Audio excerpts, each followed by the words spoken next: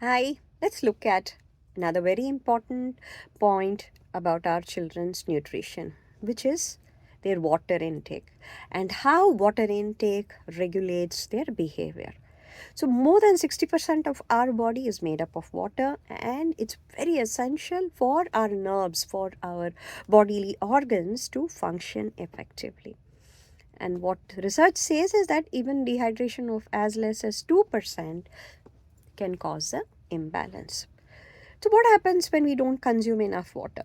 So, first and foremost, what happens is there is a depletion or serotonin, the feel good hormone, comes down.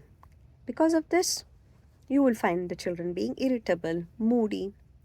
Similarly, their ability to do the tasks, their ability to focus, their ability to think logically, all this comes down. So it's like a cascading effect. So, but the problem is our children do not recognize this. They have issues with interoception, which is to recognize the signs that their body is giving. So they don't understand what thirst is. They may not be able to identify hunger. So when it is things like this, they are thirsty, but they mistake it for hunger and they eat, but which actually worsens. And as a result, what happens? You have urinary problems, then you have constipation getting worse, you have ability to focus coming down.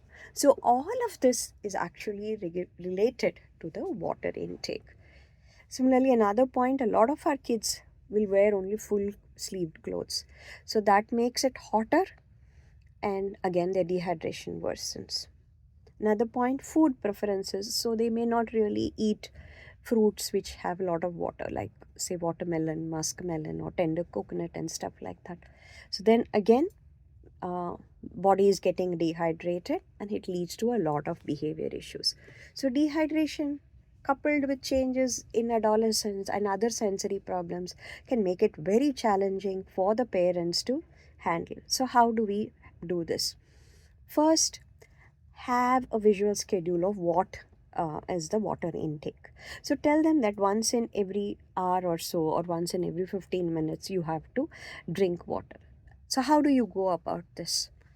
So, one thing you can do is put fruit pieces in water, freeze it, and give them ice cubes with fruit, or give them, cups or sippers or stuff with their favorite characters, or have a visual schedule where they mark every time they have had the water.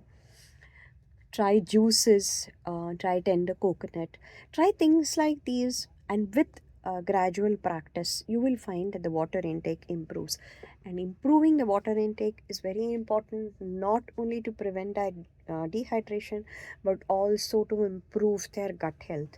So, both of it put together, it will make a market difference. Do try it out and let me know.